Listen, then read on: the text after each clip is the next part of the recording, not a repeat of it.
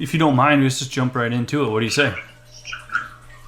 Absolutely. Okay, cool. Yeah, because like I said, I don't want to take you away from your family, so we'll get right to it, my man. All right, so I've been reading some of your messages that have come through on both the Facebook group and within our own private conversations. And you're seeing a lot of progress, is that right? Some days, yeah, I do see a lot of progress, and some days it's like we take a couple steps back. But, it is what it is. I'm trying to be transparent and not focus too much on it. I know she's been hurt pretty bad, and I'm trying to understand how she feels. How's that working for you? It's from 2 months ago when she came in the door and said she wanted a divorce to now. Man, there's great leaps and bounds, or I feel like. She's gone from calling it shenanigans and tangents and being really hateful to, she's there's a lot more where I'm able to walk up to her and give her a hug and love on her, hold her hand. We've had a couple of date nights now. We spent 2 Saturdays in a row with the kids doing something fun. We have our moments when we tend to be a little playful, tossing things at each other, throwing a marshmallow at me from another room while I'm sitting there working on something. She comes in, sometimes in a good mood. Sometimes it's not so great, but I got time on my side. We're still in the same house, still sleep in the same bed. So, I'm going to win this. It's a big plus. The fact that she still is interacting well with you, and the fact that she's being playful with you, those are huge positive signs. Yeah. Yep. So I agree. So are you happy overall with the Men's Marriage Mastery program itself? So far, yes. Yeah, I am. I'm on week 4. There's a lot of things I know it's not good, but I'll listen to several as they're unlocked. I may listen to 2 in a day, and then I'll go back and listen to them again, and then I'll think of something, and I'll go back again all the way to the beginning and say, okay, what did Philip say here, and what did he mean by this? And I've messaged you a few times asking some questions, and you've not. What I appreciated about it, your response was that you didn't just tell me. You were like, think about it, listen to it again, get back to me, and then you tell me what you think. So it makes me think, put more thought into it. Yeah, it challenges you a little bit. Yeah. Yeah, because I can tell you exactly what I think you want to hear, but I might be wrong. And if I'm wrong, then that does not serve you at all. But if you figure it out yourself, then it makes more sense. It clicks in your head and it lasts a lot longer. It sticks to your memories, within your memory a lot more. And it also means more to you, especially long term. Right. Okay. Awesome. Yeah, I love it. That's a good thing. And I told you when we first chatted, I know you were hesitant about joining the program, and you were suspicious of me, and I appreciate that. I wanted you to be. That's great.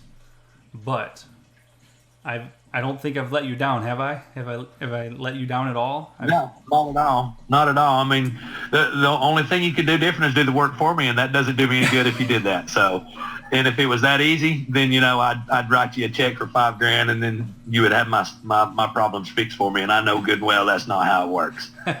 So, yes, your program is definitely. First off, I think that it comes from the individual, what they put into it, and how serious they are when it comes down to it. Like several of yours are, you giving me the tools, it's up to me to do the work.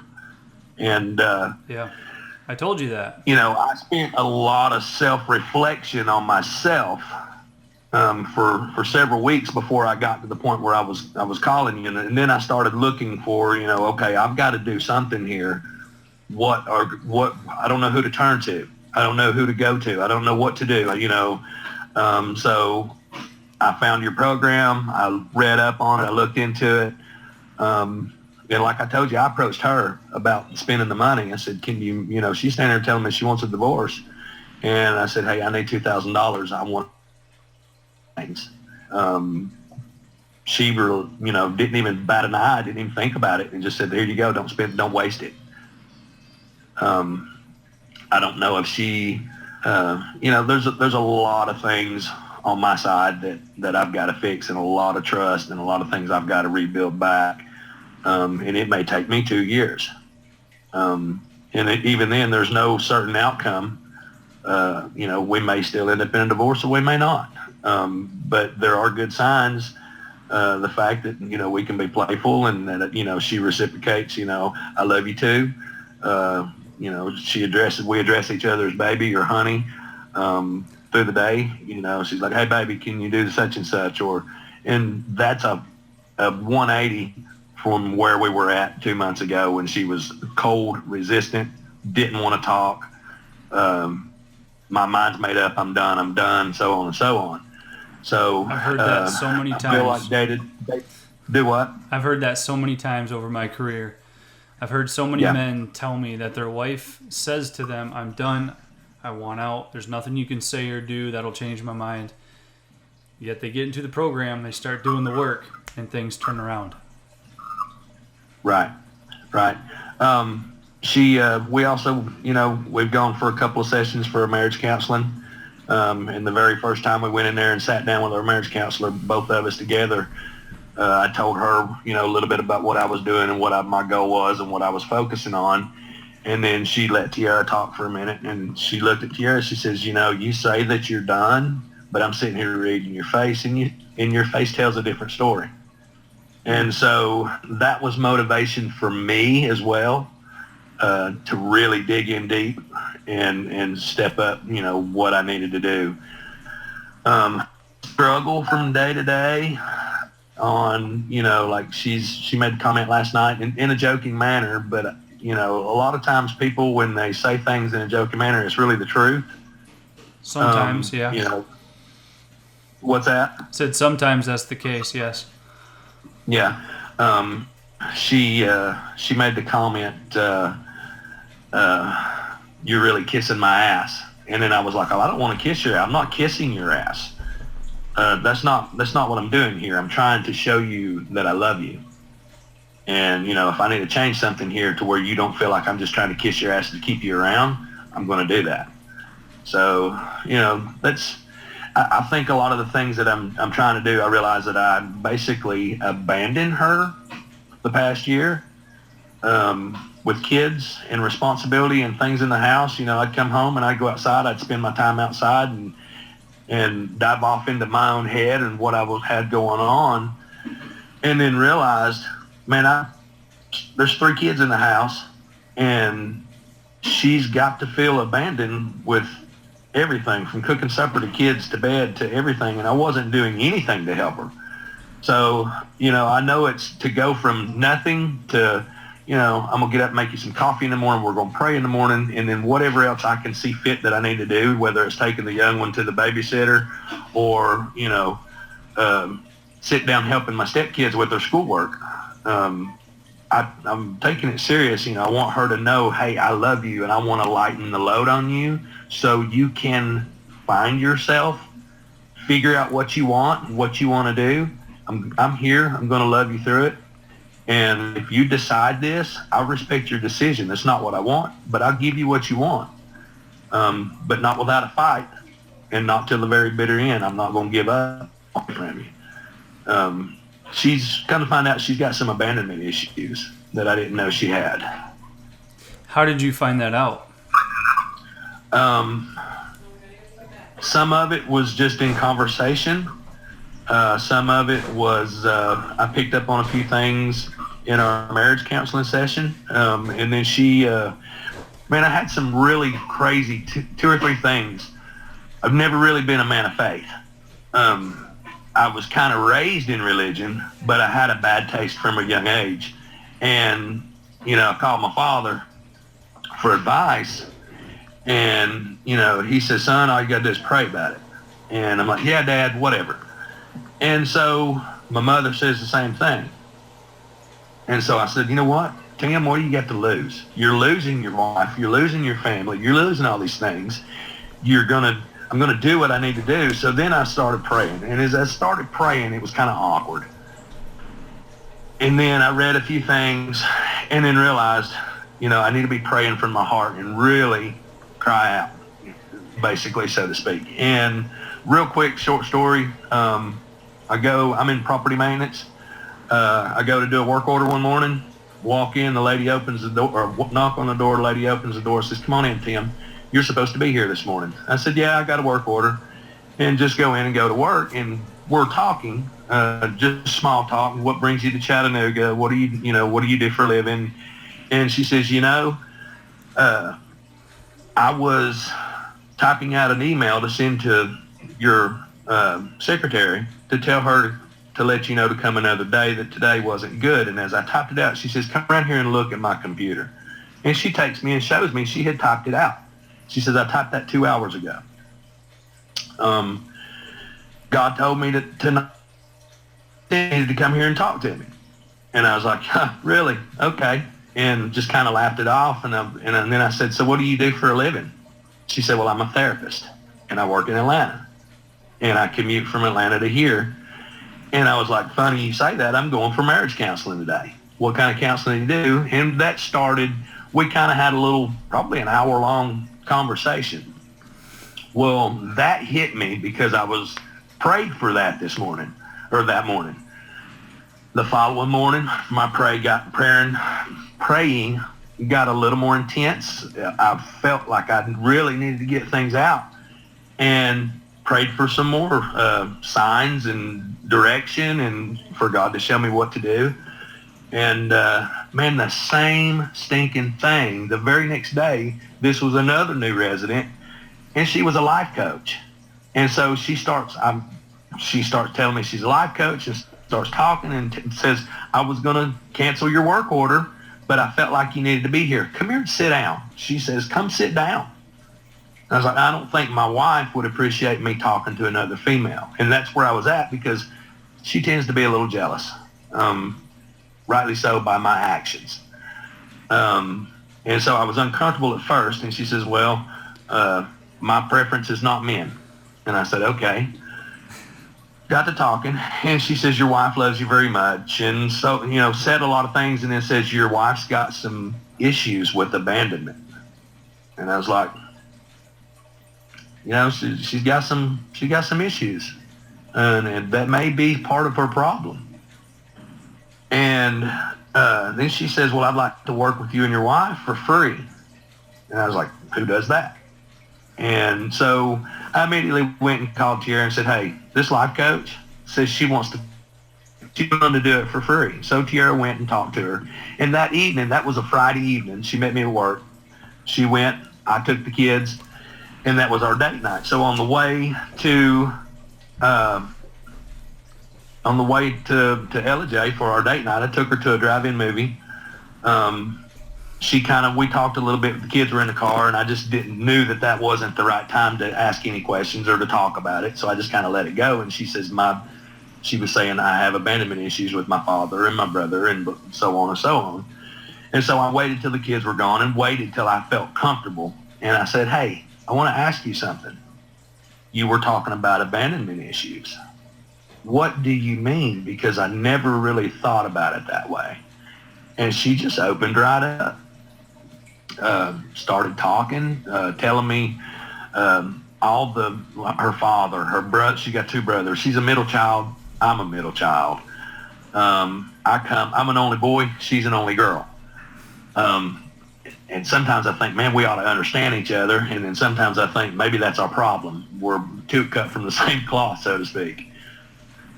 But that was I feel like that day was a defining moment in her changing, warming up to me a little more.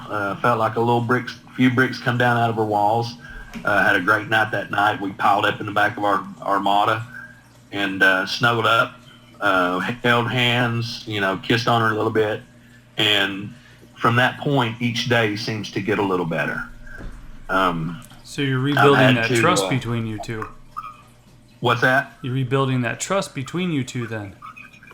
Yeah. Well, she did inform me the other night that she doesn't trust me no more than she can pick me up and throw me, and doesn't know that she'll ever be able to trust me. I said, I understand that. That's I related to understand her how I've made abandonment you feel. issues.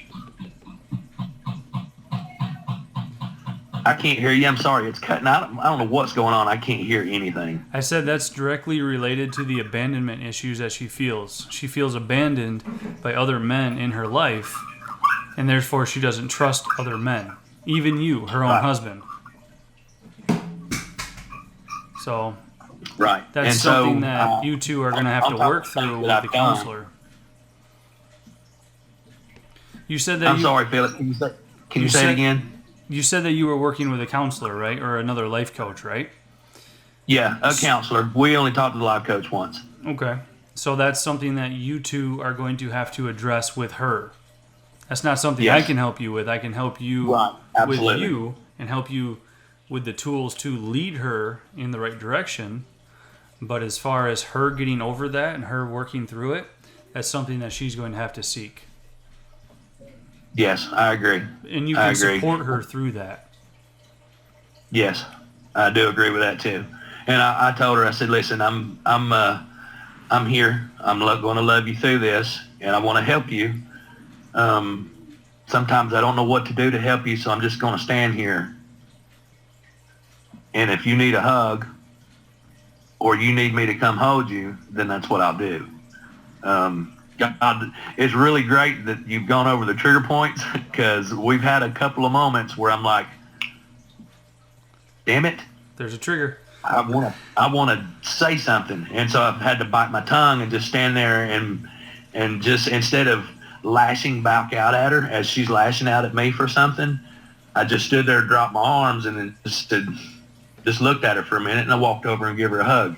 And when I did that, I felt her into me, and then she kind of choked her tears back a little bit, and I felt her almost like she wanted to cry, and I just stood there and held her. And after that, she seemed okay. Had a really rough night. I keep telling her, I'm like, there's so much I'm learning here. I want to share with you, and I don't know if I need to share it with you, because Maybe not yet. not yet. But you give the example of the 888s, using that with your wife. I did the same thing. I don't really know if it worked as well for her, because she was a little pissed off. But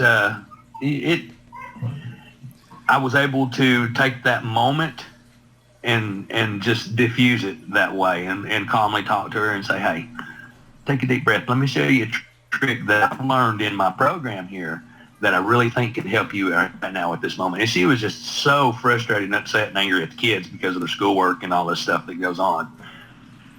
And so, I sat her down, talked her through it, and within a few minutes, she seemed to be better, not 100%, but better. And then I think she just was like, okay, I'm done doing this. Let's move on. And I was like, okay, if that's what you want. So, But she's going to remember that. That's something that will stick in her mind. yeah, Because that's most likely something she's never done before. it's a good possibility.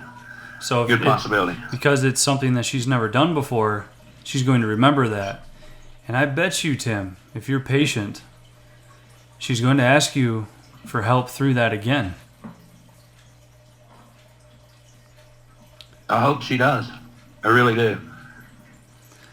That's just one step closer to the renewal of the relationship. Right. It is. What do I tell you in the program about moving that needle?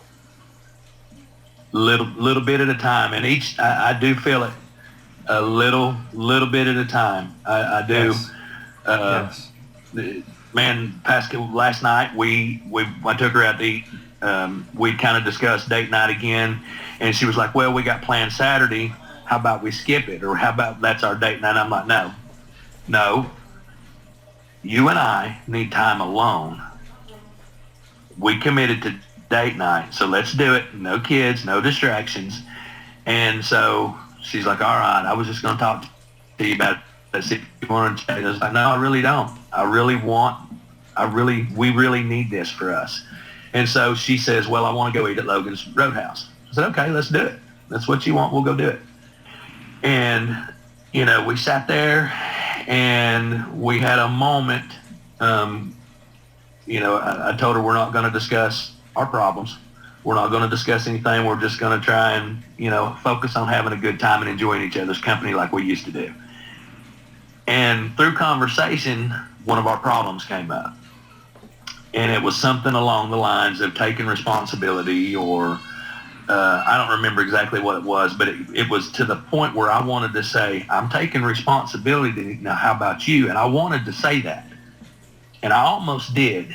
And I knew, and I sat there and I thought, no, this is not the right time. Because as soon as I make her feel like I'm attacking her and picking at her character, then she gets defensive. That's going to ruin our night. Yeah. And I knew that would ruin our night. She would be upset at me, and then we would end up arguing or whatever. So I said, you know what? Not tonight. Let's drop this. We'll have this conversation with the therapist when we need to. But I don't want to do this here. I'm having a good time, and man, I felt so good yesterday. The past week, man, I've done nothing but just try and smile and, you know, just cut up, have a good time, you know, walk by, give her a hug, tell her I love her, whisper in her ear, you know, anything I can do to make her feel better, feel pretty. She's got some really serious self-worth issues. She doesn't feel pretty, doesn't feel good enough, and doesn't feel, you know, overwhelmed in all these areas. And I see the overwhelm in her. And I think that I overwhelmed her, and then the kids have overwhelmed her, and then this stupid pandemic we're in the middle of, all this craziness has overwhelmed her to the point where she doesn't know whether to go and, you know, what to do. And so she lashes out at me because we made decisions together on the kids, as far as school, what they're going to do, you know, and I just stand there and look at her and say, why do I feel like you blaming me for everything? And, you know, she likes to poke. She likes to, you know, take that shot every chance she gets. And I just stand there and take it. I'm not going to fire back at her. And I'll just stand there and take it and say, yeah, I have. Yeah, I did. And, is that the kind of thing that you learned in the program? Yeah, I did. I learned that. I think I learned it. to not not to fire back when she's throwing something at you. I guess that's my trigger points. To not get defensive and fire back at her. And then I tell you what you have to do after you do the trigger points. I give you the tools that you need to overcome those challenges too. Yes. Yep. So I have to applaud you, Tim. You're making a hell of a good progress here. And I'm very happy to hear that you two are renewing your relationship. And like I said, it's little by little by little. It's doing the right things at the right time in the right order. You've heard me say that before. Right. Yes. And that's all laid out for you. And you're making really good progress. And I'm very happy to hear that. So you've been making all this progress here, Tim, and I had a question for you that I was thinking about, but I didn't have any guidance as to what your answer would be. So let me ask you this. What was the problem that you wanted to solve before you and I even talked? Like before you even joined the program, what was the problem that you wanted to solve?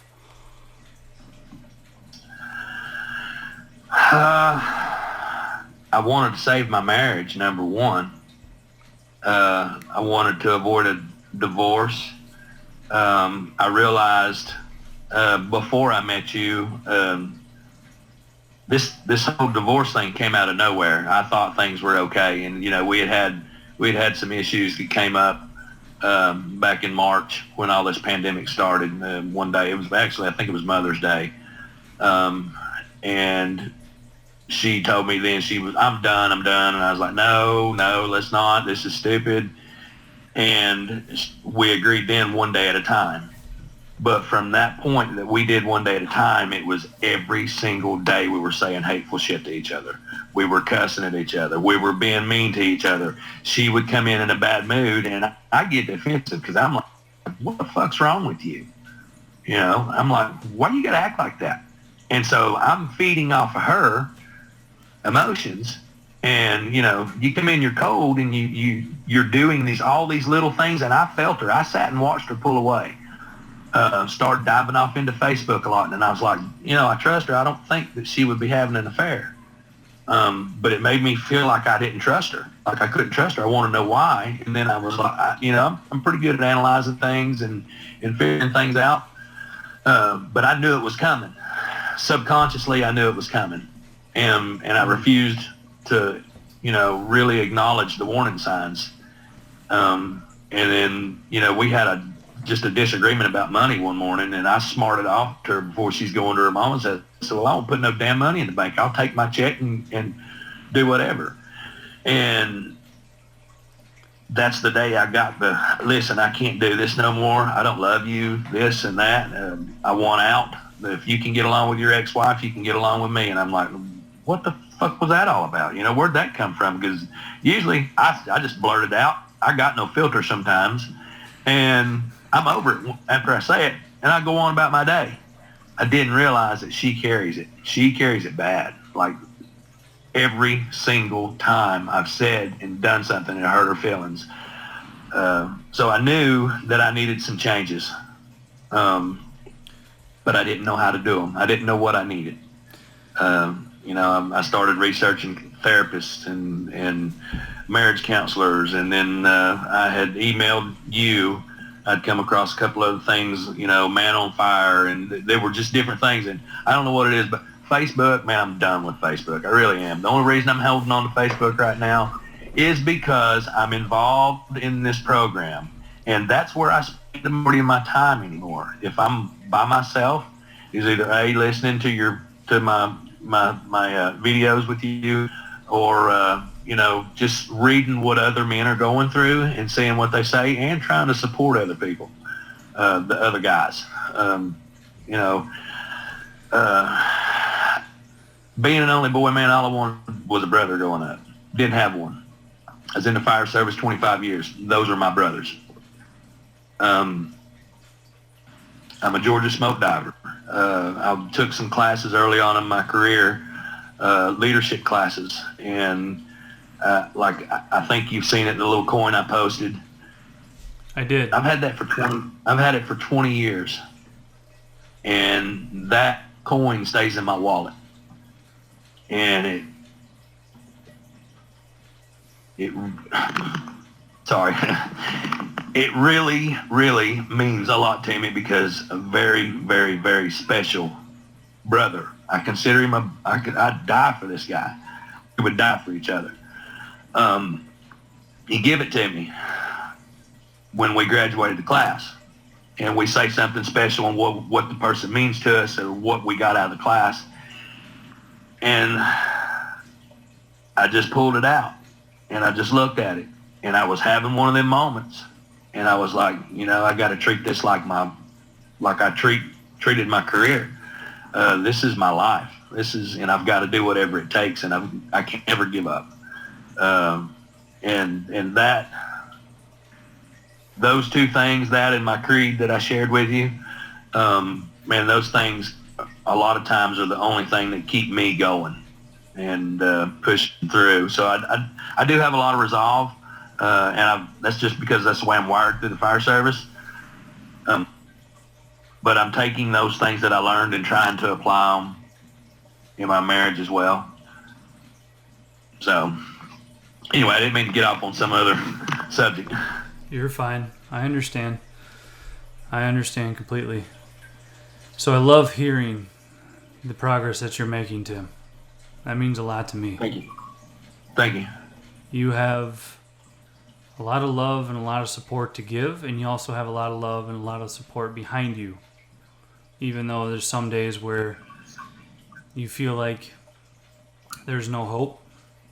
There is. Yeah. I get to that point every day at some point through the day, And that's my hardest thing I'm having to deal right now, is being transparent and leave it behind me and quit worrying about what can possibly happen in the future. I can't tell the future, and I accept that. But I'm very impatient. I've always been an impatient person, and I want to fix it. Like you say, men want to fix it now, and that's what I want to do. I want to go in there right now and grab her and say, let's sit down and fix this right now, and let's put this behind us, and then we're going to be in love again. And that don't work like that. I see that now. That's what I've done for 2 years with her is, well, let's sit down and fix it, and we're going to hash it out, and we hash it out, and then it never gets fixed. We never fixed the damage and the problems that we've had. And then every time I turn around, I do something that brings up those emotions in her, and it gets thrown right back in my face, and then I'm back yelling at her, being defensive, and that ain't how I want to live anymore. I really don't. I want my passion back with her. I want our fire, our zest for each other. I want, and I've told her before, I've been telling her, I want that girl back. Where did she go? She's still that there. I was the one that tore it down. I was the one that broke that girl. And, I sit and think, she got to love me. She put up with all my shit. And even through the I want a divorce, man, she still crawls in bed next to me at night. We still wrap her legs up. We still the past few nights, the week, we still lock hands in her hands. And now it's getting to where she'll grab the hand. And Lord, if she probably was listening at the door, she probably would be on the other side of the bed tonight, not let me near her, be like, okay, I'll teach you a lesson. But I hope that's not the case. No, I love hearing that. That even chokes me up a little bit, because I love hearing that kind of success that you're getting. I did have something that crossed my mind when you were talking there, Tim. You posted something along the lines, you said like, preach it, brother, or something like that below that video that I did when I was on the beach a couple weeks ago. Uh-huh. Yeah. There was something that came to mind when you were talking. In that video, I talked about my number one frustration, and my number one frustration was the men in the group's fear, their fear to not do something, to not act, to not take the right steps. Right? And the reason I thought of you in this conversation here was the fact that you personally realized that if you didn't stare fear in the face and you did not take action, then you wouldn't be where you are now. Yeah. If you had let it go on any longer, you probably would be divorced, or at least papers would be filed at this point. Right. Right? I'm guessing. We'll never know for sure. But my point is, a lot of men fear taking a step. But what a lot of men don't realize here, Tim, and I know you're going to understand what I mean when I say this. A lot of men don't take the first step in the right direction to the renewal of their marriage because they can't see the entire path. And that is fearful. So I want to say thank you, Tim. And I'm sure your wife will say thank you, Tim, for staring fear in the face and having some, we'll call it faith or belief in me. Thank you for that. I honor you for that. And thank you for having that belief and that faith in me, to trust me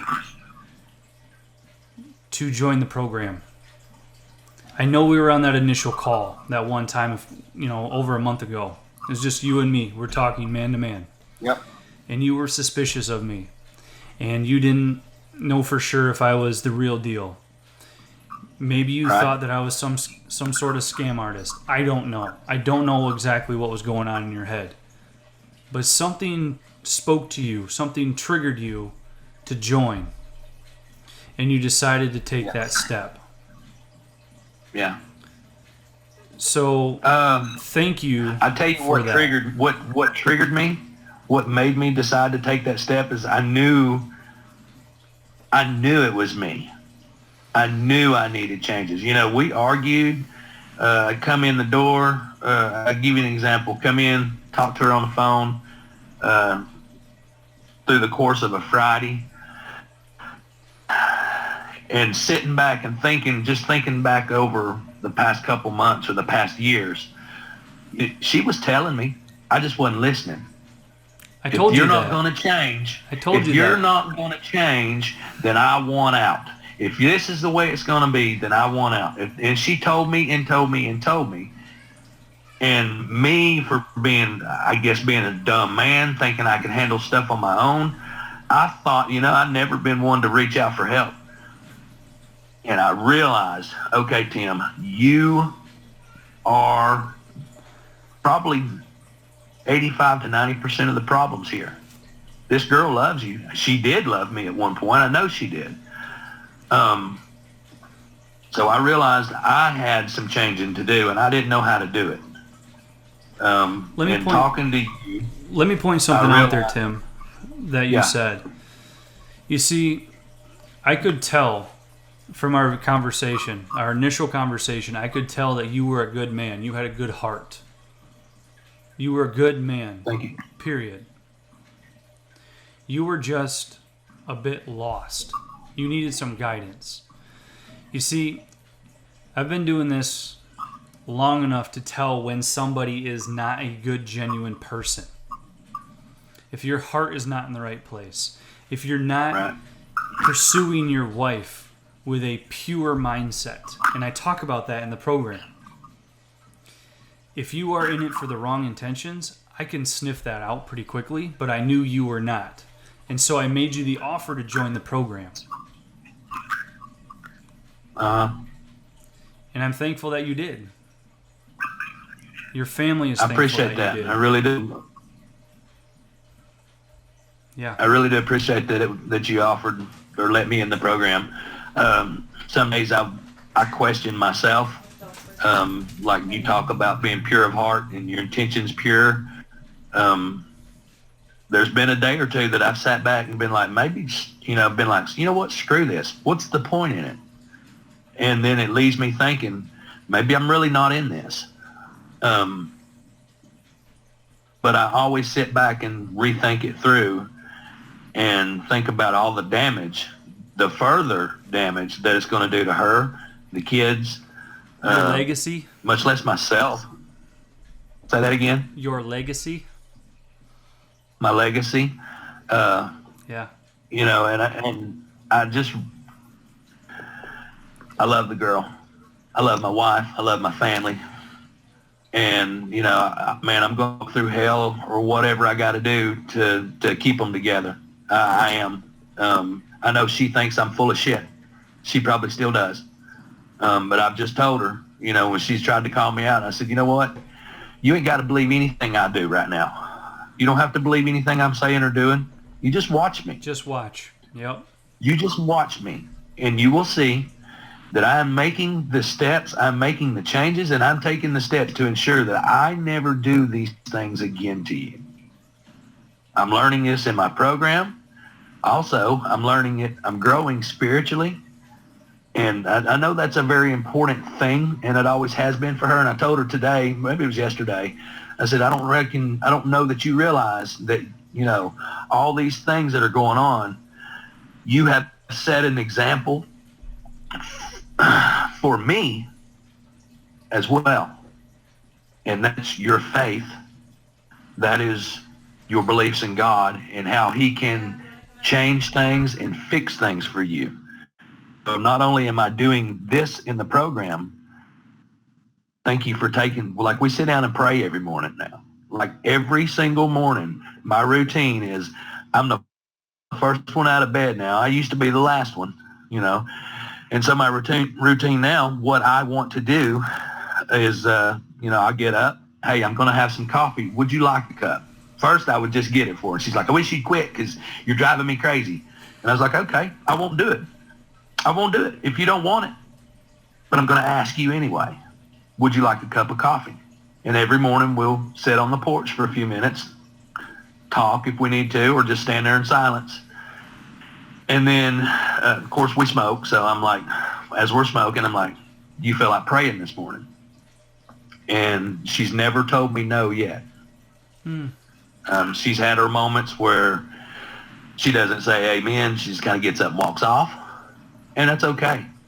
But as time has gone on, her amens get a little louder. And awesome. I love it. And, I know, like, I want to tell you another thing, man, and maybe it was stupid on my part. I prayed one morning that God would show me her pain. I just finished watching the How to Apologize video and was just putting all this thought into her feelings and trying to wrap my head around what I have made her feel like for the past 10 years. We've been on and off for 10 years. And I prayed to God that day that he lets me feel her pain so I could understand. And she heard me. She sat there and listened. And as I pulled out of the driveway to go to work, like somebody threw a blanket over me. And I physically... Sorry, I don't know that. My Alexa's talking to me. Do you hear this? I did. Alexa just told me she didn't know that. But I physically felt like I felt like the worst brokenhearted. Like I'm already brokenhearted, but this was the worst even more worse than what I'd felt. And I couldn't focus. I was just absolutely, just the worst feeling of depression and just worthless. Like I couldn't hold it in. Like I nearly cried like a baby all the way to work. And particularly I was doing another thing. I was doing the Love Dare book, trying to for ideas to just help me through the day. There's a lot of scriptures in there as well. I tried to get her to do it with me, and she's done a few days. Sometimes she does it, sometimes she don't. But I was sitting there writing in my journal that day at lunch and writing about how I felt. Yeah, I've never done that either. I'm not one to sit down and write about my feelings or, all these things. And it dawned on me. I was writing how I felt and what I prayed for that morning. And in the sentence as I was writing about how I felt, and I said, this is what I prayed for, or I wrote this, I prayed for this. This is how I'm feeling today. And then I put, oh my gosh, this must be what she feels. And I came home, and at first I was going to tell her. We go to bed together. Here lately, we snuggle up. I try and hold her. A night or two went by, and I said, hey, I want to share something with you. Matter of fact, it was that evening. And she's like, oh, God, and you kind of cracked a joke, says, oh, God, what are you going to share today? What are you going to teach me today? And I said, well, what did I pray for this morning? She's like, well, you prayed for this, and you prayed for the kids. And I was like, no, what did you hear me pray for? She's like, well, you prayed for me. I said, what exactly did I pray for you? Do you remember? Do you listen? And she was quiet for a minute. And she's like, well, that's my feelings. You prayed for my feelings. I said, yeah, I prayed for God to show me how you feel so I could understand. Remember me saying that? She said, yeah. So I told her, I said, I felt this today. And, I don't know if you want to believe me or not, but I felt it. And I got really, really choked up. And, didn't offer an apology. I knew that, I'm sorry for this. It's useless. It's not going to matter. But what I did tell her is, I don't want you to feel that way anymore. I don't want to make you feel these ways anymore. I want to help you change the way you feel about yourself in our relationship. And, just said, I don't want that no more. I want better for everybody involved. I don't want that for you anymore. I don't want you to go through that. And then just kind of let it go with that. And I don't know if that was a good thing for me to do and say, but I felt like I needed to get it off my chest and tell her as well. And then I think a couple of days later I'd messaged you and was like, hey, when do you know the right time it is for this apology letter? And, I'm trying to put a lot of thought into that. And I don't think I'm there yet. After talking to you, I really don't think we're there yet. But maybe next month, maybe in another 2 months. And I'll know, like you said, I'll know when the time is right. Yeah. So. But it's there when you need it. And that's right. And I'm sure you understand that, Tim. And that's one of the values of the program, is that you can go back and you can re-listen to anything whenever you want. So if you want to do the apology letter in 2 months, great. Go back. You can listen, do it. Right. And apply it accordingly. I'm constantly going back listening to videos in the beginning, trying to remind myself. I've gone back and listened to that first overwhelm versus confidence. That overwhelm and confidence, that's a hard thing to master. It really is hard to master. It is for me, especially when she's having a bad day and I'm feeling pretty shitty about our relationship and not knowing, then my head, gets shit crawling in my head going, this ain't working. And then I think, okay, you're overwhelmed. And I don't need to be letting her see me be overwhelmed. I need to be confident. And then I'll gather myself and I'll go in there and try and play with the kids or, just do something different to lighten the mood in the house. But, man, it really is. I feel like things are working. I really do feel like it's working for me. And still got a long way to go. I'm only halfway through. That's awesome. I love hearing that. So why would you recommend the program then? Why? Why would I? Yeah. Actually, I invited my best friend who's married, separated.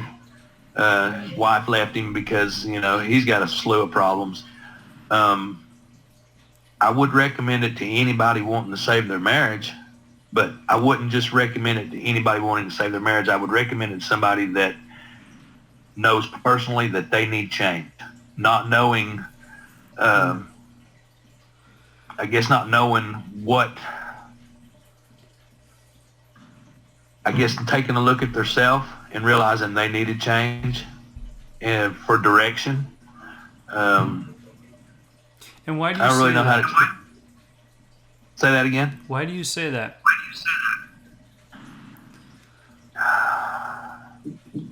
Because that's where I was at. I knew I needed to change. I didn't know what I needed to change. And now, being halfway through this, I've got clear. It's very clear. If you sit back and you put the work in and you do your exercises and you think and you really sit back and look at yourself about what you're doing and how you're treating people and understand what you're doing to your significant other. So I got somebody knocking on the door. Then what your program at least has done for me has helped me figure out my direction and the areas that I need to change. If that makes sense? It and does I make would sense. recommend that to somebody that knows that they need to change themselves. Like I told you in our first initial conversation, that there's 3 areas that I focus on. It's improvement of you as a man overall, as a husband, and as a father. Are you seeing that? Are you feeling that? Are you understanding that? Are you making that connection between those 3 points throughout your whole life? Yes, I am. How? More so, me personally, only being halfway through, I know you make it clear, woman doesn't want a crying little boy. She needs a man she can fall into. Yep. I'm an alpha male, but I'm an emotional alpha male sometimes too. And I can relate to that. I can be needy sometimes. If you're not giving me my attention that I want, then, I get needy with the attention. But I also realize now, being the leader of the home, my role in leading and how that plays into our relationship. And if we're not good and we don't have a loving, caring, genuinely stable relationship, then the example that we're setting for our children is not great either. And of course, I knew that already. My parents are still married, man. They're 50-something years married. They went through pure hell. My father did drugs. My father was an alcoholic. My father was drunk the day I was born and drunk every day till I was probably 17 years old. I don't drink because of that. So it does make me realize being the leader, being the father in the home, being a stepfather in the home. I'm a stepfather of two of these kids. One of them's mine, and then I've got two other boys that come on weekends. But it helps me understand my role and the examples I need to be setting, where I was setting the wrong examples by the way I talk to my wife. I'm setting that example for them to treat their future girlfriends. I'm not okay with that. I don't want their wives or girlfriends or whatever to grow up. I don't want them to grow up and treat their wives the way I've treated mine. So as a fatherly aspect, that helps me there. Also, as far as areas where I was deficient in our relationship, that's allowed me to open up my eyes and see where I was deficient and things I needed to change there as well. So does that answer the question for you? Does that make sense? Okay. Yeah, there's no right or wrong answer. It's whatever comes to mind for you, whatever sounds right and feels right for you. Gotcha. So yeah, well, I greatly appreciate that. So I applaud you and I honor you for who you have become and also for the man that you have yet to become. So if it means anything to you, I value you as a man, as a husband, and as a father, and as a leader in your household, a leader in your community. I honor you for that. So thank you for stepping up into the program. Thank you for stepping up and trusting me. That is a huge responsibility that I take on these shoulders. I understand. And I understand your position. I really do. And, already, man, I feel like, I haven't really we haven't had a whole lot of correspondence between you and I, but I have asked a few questions and talked to you a few times, and I do post on our closed group. But I mean it when I say friend. When I refer to you as friend, I don't know where you live. I know you live up north somewhere, right? Michigan. Am I correct? Michigan. Okay. Yep. Man, you got a distant friend here, and I feel like you've made me feel like I could have you as a friend, and that's what I need is people that support me, celebrate me. Like I think you've said that in a couple of your videos. Go where you're celebrated, not tolerated. Yep. Go where you're celebrated, not where you're tolerated. Yep. I don't want to be tolerated. I want to be celebrated. And that's one thing that when I heard that, then I'm like, man, my wife's not celebrating me at all. So then that kind of crawled in my head a little bit. But you know what? I can change that. I can change that because she's always celebrated me before. And you are changing that. Yeah, I am. And it's a fight that I know you will never back down from. I'm not going to back down, man. I'm a fighter. I've got a lot of resolve, lots of resolve, and that just comes from my career choice. Man, I wanted to become a fireman from the time I was about 3 years old. That was my life goal, and I screwed that up and lost that career 25 years in. I really did, and I think that might be probably part of my issues as well. The loss of my career, and I know that I need to seek therapy through that, based on just my past.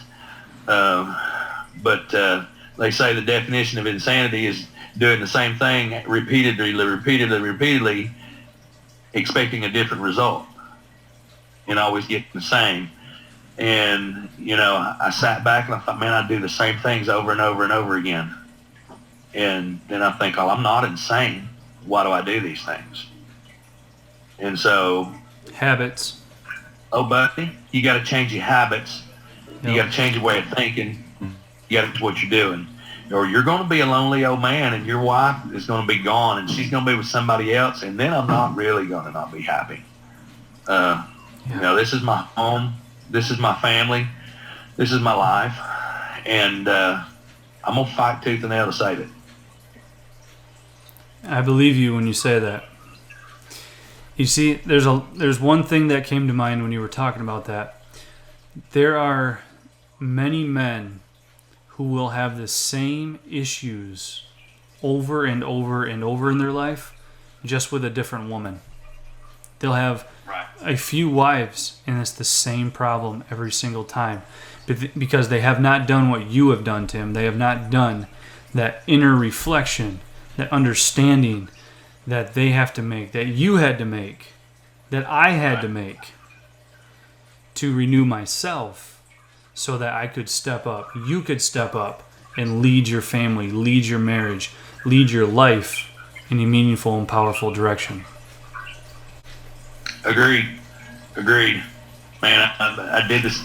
I repeated the same patterns from my last marriage. Repeated the same things, and she knows the things that I did in my last marriage.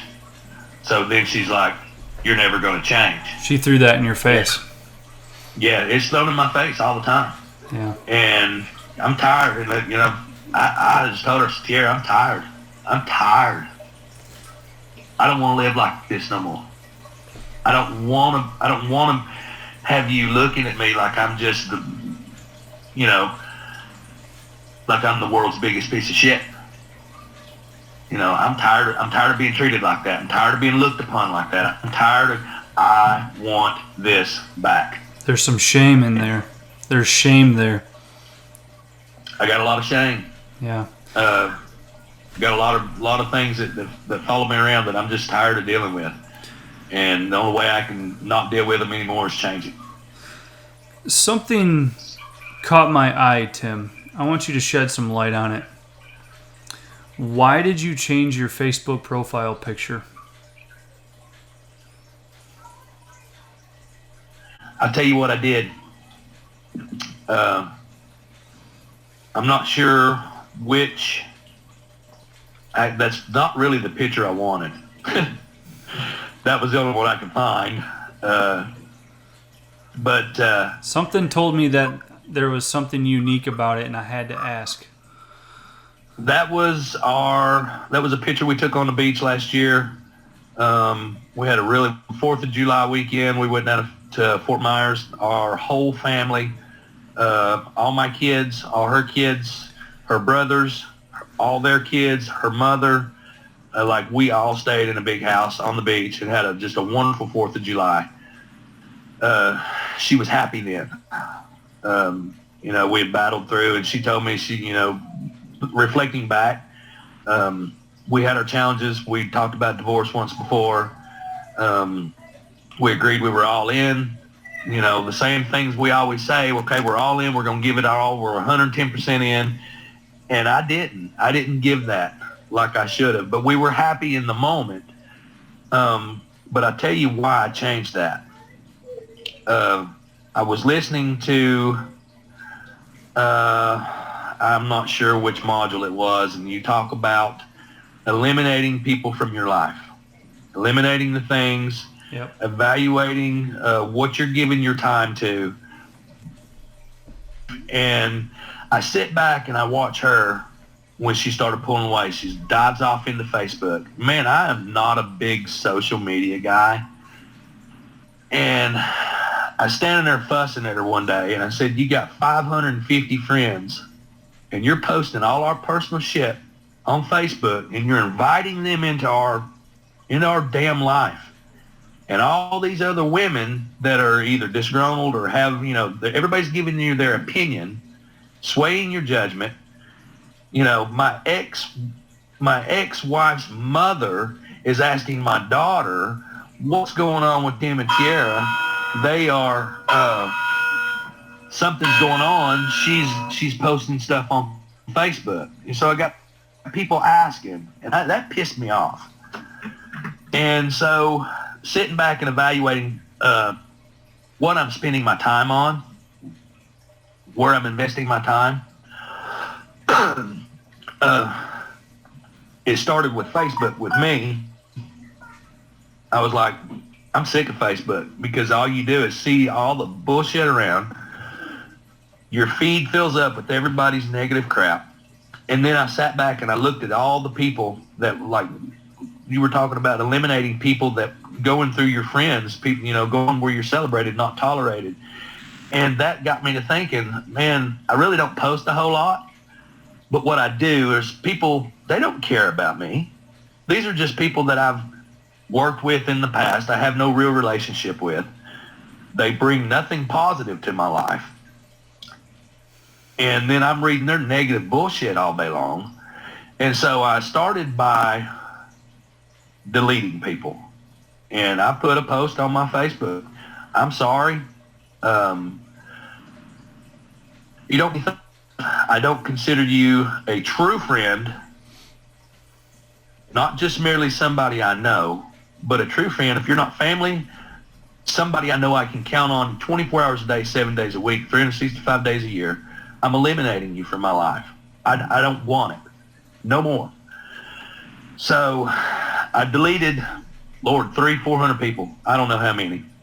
Only people on there are my closest friends, and I've still got a couple of people that I'm probably going to go back and delete as well.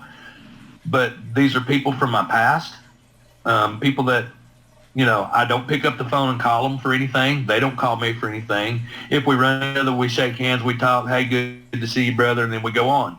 They don't pray for me. They don't care less. They don't pay my bills. They don't know what's going on in my life. And why do I want to share that with them? Somebody told me, my dad told me years and years and years ago, there's one thing that you'll never get back, and it's invaluable, and that's time. So if you're wasting your time, like you say, you're investing your time somewhere else, then you're wasting your money, you're wasting your time, you're wasting your life. And I want to invest my time in my family and the ones that mean something to me, the ones that should be there, the ones that I want there, not some jackass that I used to work with or somebody that does nothing positive for me. I want to go in there and tell her the same thing, but then I think, I'm going to set the example. And we did have a little discussion about it, about eliminating the people from your life. Eliminating, and I did ask her to quit posting a lot of her passive-aggressive bullshit memes about, I don't love him anymore, I don't need you. Come on, save that shit for another day, whatever. I want to read. She did quit putting that on there. Of course, I shared that one with you the other day. I saw that as being positive for me. That was her quietly saying, I'm going to keep fighting. Although she won't admit it, she's still here. She's stubborn. She's a stubborn woman. But I saw I've never that heard as that one before. a positive. We had a really good night the night before. A stubborn wife? I've never heard that before. That's a new one. No, they're not stubborn at all, are they? Well, then I thought, you know what? I've already got my background picture is our wedding day picture. And you know what? Why not put this other picture where we were happy up there? Don't know if she cares or not, but it's for me. And that's for me to show everybody that that's my wife and that I love her. Did she say anything to you about it? No, she hasn't. She hasn't. She said very little about anything that I've done. I think she's just quietly watching, but she knows. She sees. She's seeing something, or she wouldn't be crawling in bed next to me. She wouldn't be telling me she loves me. You know, she wouldn't hold my hand. She wouldn't hug me in front of her grandmother today. You know, her grandmother's number one man hater in the world. I'm here to tell you, her grandmother hates men. And we stopped at the gas station on the way home, and she got out. We were standing there talking to her little one, cutting up with him, and I just grabbed her and pulled her to me and, you know, just give her a hug and kissed her on the cheek and said, I love you, babe. And she says, I love you too. So if she wanted a divorce, man, she wouldn't be doing that. I'm sorry. I just don't. She may be confused, but at the same time, I got to make some changes too, or she is going to want a divorce. She is going to continue to head down that path. You've heard me say before, Tim, that you cannot control her, but you can influence her. Right. And it sounds like the things that you're doing are influencing her to come back into the relationship and not file for divorce. Yeah. I applaud you so for too. that. I do. I applaud you for that. Thank you. And I also have to say thank you for keeping me as your friend on Facebook, because if you're cutting 300-400 people, I'm glad I made the cut. You made the cut. I might cut you later. I'm kidding. That hurts my feelings. I'm kidding. No. Hey, man, I owe you. I really do. I really, you know, to me, I asked the question. Matter of fact, I had somebody message me from the group. Won't say who he is. Messaged me and asked me what I thought about the program. We ended up FaceTiming for well over an hour. Give him my number. I said, you can call me or you can FaceTime me. I was actually driving down the road going to work, and I got this message. And he wanted to know, did I think the money was well worth it? Did I think that, you know, that's a little steep? What do you think? What would you recommend it? And I said, listen, I'm not going to tell you one way or the other. That's a decision you got to make. If you want to do it, you want to save your marriage, or you want to fix you, then what's it matter what it cost? It doesn't matter what it cost. If you, and I just told him straight up, I said, listen, I don't know my outcome. I can only tell you I'm only 3 weeks in or 4 weeks in, however far I was in the program. I said, but all situations being, you know, there's nothing the same. Everybody's situation's unique and different in their own way. But what I can tell you is that I know without a doubt from my standpoint that there's things in there that I have, that through these programs and through self-reflection, I've realized I need to change these things. And he gives you the tools, and he makes a lot of sense, and it directs you. And I am personally seeing positive results in my own marriage. I said, but I'm working my ass off too, man. And I just shot him straight, and I said, but that's your decision. I'm not going to sway you one way or the other. That's a drop in the bucket compared to what he told me. He's married like 25 years, 27 years. I said, why are you worried about $2,000 being good enough or not good enough when you've got a 25-year marriage that you thinking you might lose or, is falling apart? Dude, that's invaluable. That's 25 years that is invaluable that you're never going to get back. Why would you not consider spending that money? Worth it or not? Dive off into it, man. It's your life. And I don't know if he joined or not, but I told him, I said, you need to talk some more. We'll talk some more. I'm here for you, brother. I'm not a therapist. You want to talk to somebody, I can listen. I can tell you what I know, but which is probably not very much. But I'll help you what I can, help you where I can, give you something positive. But to me, man, money's money. You can't take it with you when you die. And you can always make more money, but you can never make more time. Yeah, you can always make more money, but you can't get your time back. And if I've wasted my time in this marriage and let it go to shit, then what have I lost? I've lost 10 years of my life in a marriage, and my children are hurt. Or I got a choice. I can fix that and hold my stuff together and build it back and make it better than it ever was before. Yep. It may be 2 years, but I'm not a quitter. I'm just not a quitter. I'm gonna fight. And I realize there's some men out there. I read a lot of things. There's some men out there. I'm like, man, you are needy. And dude, quit trying to and I see the manipulating comments that a lot of guys post on there and how they're talking about their wives. And I just like, dude, what the hell are you thinking? Why would you do your wife that way? Why would you, and of course, I think there's a lot of, I don't know how I would feel if my wife was cheating on me and I was the faithful one. That would probably breed a different level of something in me. And, I trust my wife. She's never give me really any reasons not to trust her.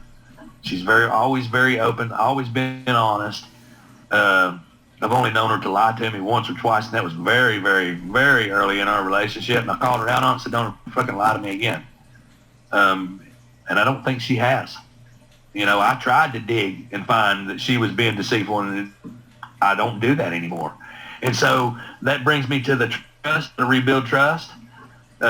She doesn't trust me because of my actions. And somewhere in that module you talk about, maybe it's one of the worksheets was talking, maybe it was for the one who's had their trust violated. And if you're constantly looking for a reason not to trust them, that's what you're going to basically get, is a reason not to trust them. Seeking basically like give them a little bit of trust, let them, like you guaranteed they want to be trusted. And that's my battle right now, is I want her trust, but I've done nothing for the past several years to make her want to trust me. And that's what she's fighting right now. So, like, as soon as I listen to that video, I'm like, okay, listen, come here. Just tell you something. Here's my passwords. The phone bills are unlocked. You can look anytime you want. You can look at my internet. My Facebook is on my computer. It's up. I will leave it up. All you got to do is log into the computer. We'll click on Facebook, and it's going to take you right in. There's nothing to hide, ever.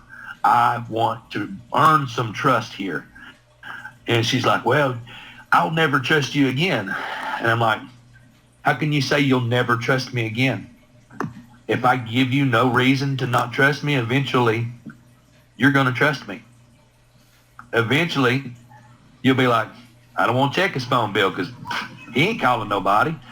I'm tired of looking at his Facebook because he's not messaging nobody.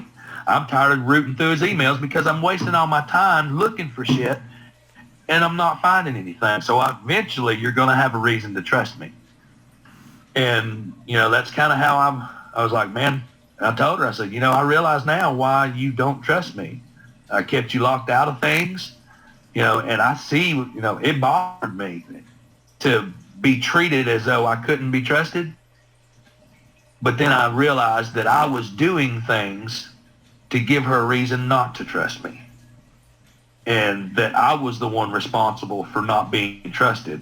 It wasn't up to her to trust me. It was my actions and my habits and the things I was doing that was breeding those thoughts and those problems in her.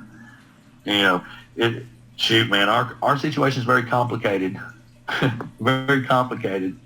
On both ends. I think we both need therapy. We're both damaged in some way by our childhood and past. But you know what? I also acknowledge that as well.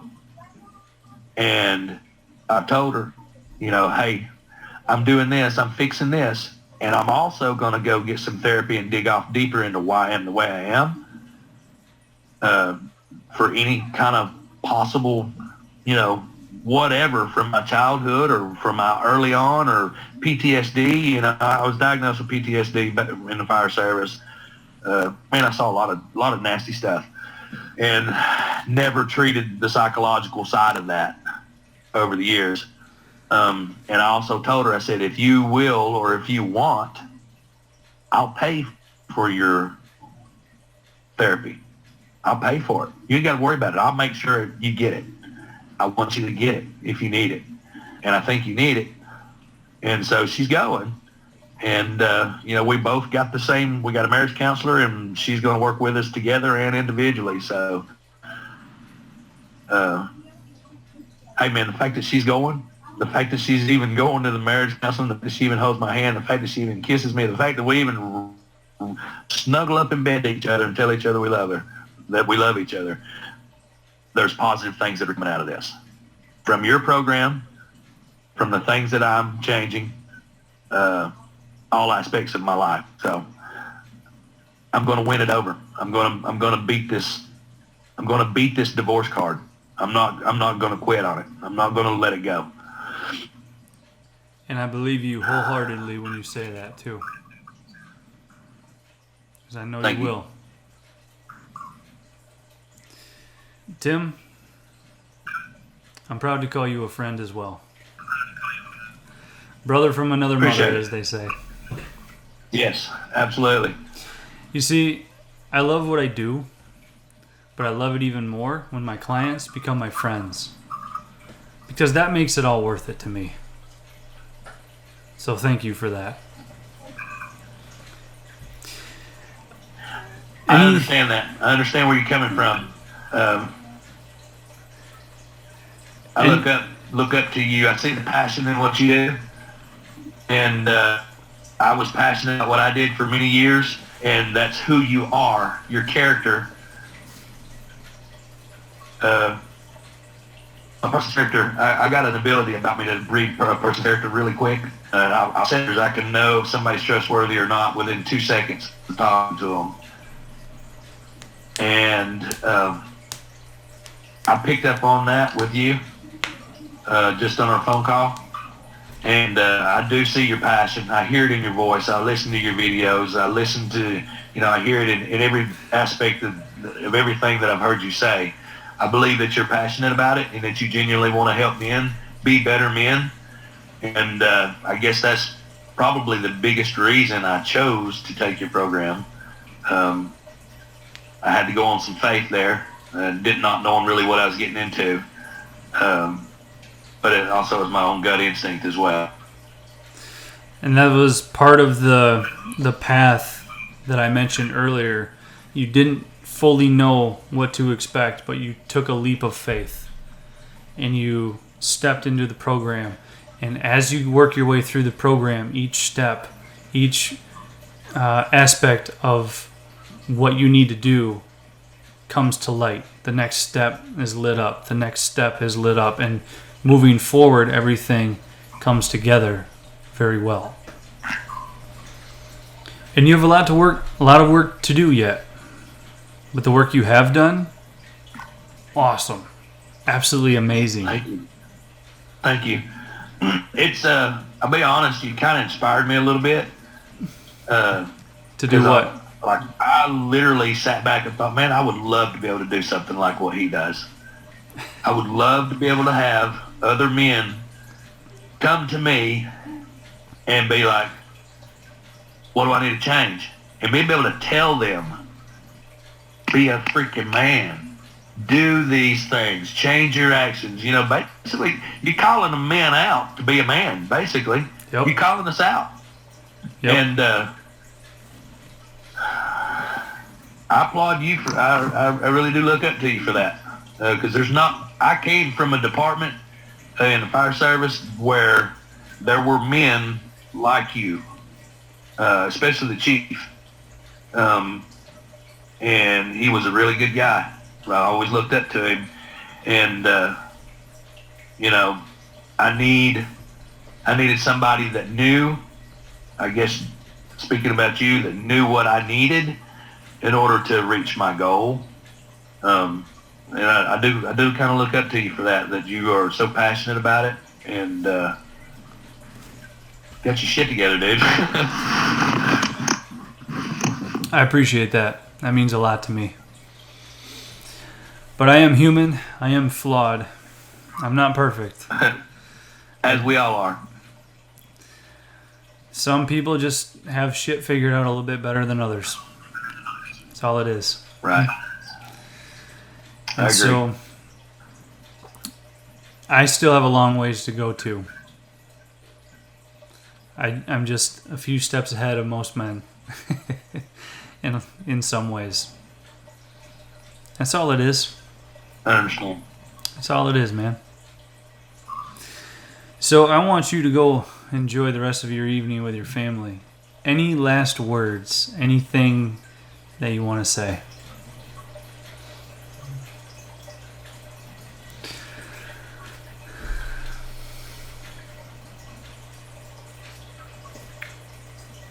I don't know. I really don't know. Never give up. Never. You persist. You continue to try. You continue to charge forward. You will succeed. Don't hear those who weep and complain, because their disease is contagious. The prizes of life are at the end of each journey, not near the beginnings. It's not given to anybody to know how many steps are necessary and there are in order to reach your goal. Remove from your vocabulary words such as quit, cannot, unable, impossible, failure, and retreat, because those are the words of fools and cowards. For me, with my thoughts, beckoning my body, my tired body homeward, I will resist the temptation to depart. I'll make another attempt to close with victory. If that fails, I will make another. When others cease their struggle, then mine will begin and my harvest is going to be full. That's what I'm going to leave you with. That is my Smoke Diver Creed. That gets me through the day a lot of times. Those are beautiful words. Those are wise words. Those are powerful words. They are very, very powerful. And, man, whoever watches this video, I don't know what you're going to do with it. You can do with it what you want. I don't care. I hope that somebody, somewhere, can listen and hear maybe just those words and find some kind of motivation to change themselves and make yourself a better man. Me too. You see, I'm going to leave you with this, Tim.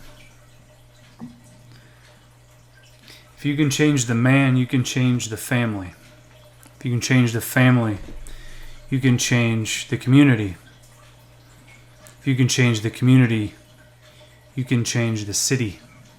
Change the city, you change the state. You change the state, you change the whole country. Yep. You ultimately change the whole world. But it has to start from somewhere. It has to start with you, Tim. It starts with me. Yeah. Little by little by little. And that's moving the needle a little bit more in the right direction.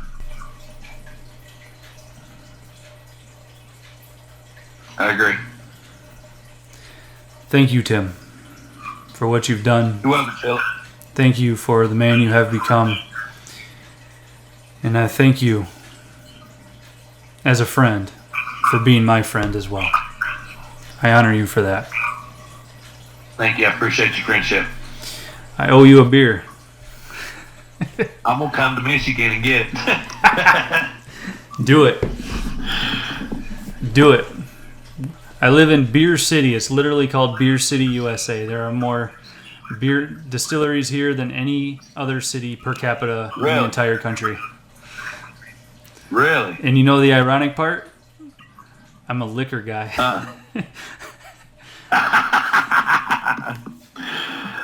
That's insane. Hey, I'm not much of a beer guy either. I really don't. I'm not much of a drinker anyway, but I like one beer. I like two beers. Any more than that, I Yeah. can't deal. I do like a good shot of whiskey or something like that too, though. Bourbon, brandy, whiskey. Those are my three go-to. Yep. Yep, me too. But I will have one Absolutely. beer every once in a while. Maybe like 2 a year. That's about it. Yeah. I got a whole case of beer still in the pantry in there that I brought back from our trip from Fort Myers last year. Been in there over a year, almost a year and a half now. Still sitting there. Haven't touched it. That tells you how much I drink. No motivation to do so. No, I don't have any motivation to drink. It doesn't do any good. I don't see any positive out of it. Nope. Not to be getting drunk in front of your family. That's a bad example. Exactly. I totally agree with you 100%. One, just to take the edge off, perfect. More than that, not worth it. It's about being that example for your family. Yep. And you saw the example from Yep. your dad, and I you agree. learned from him. And I talked about that in the program. You see, a smart man will learn from his mistakes, but a wise man will learn from the mistakes of others. Yeah. And you saw that Agreed. from your own dad, and you witnessed that, and you learned from his mistakes, and that makes you that much wiser. Yeah. Thank you, Tim. You're welcome, Phil. You have a great evening. I'm here when you need me. Just reach out. I've got your back. Got you. Thanks, brother. You're very Have a welcome. good evening. You too, Tim. Take care. See you. All right. Good night. Good night.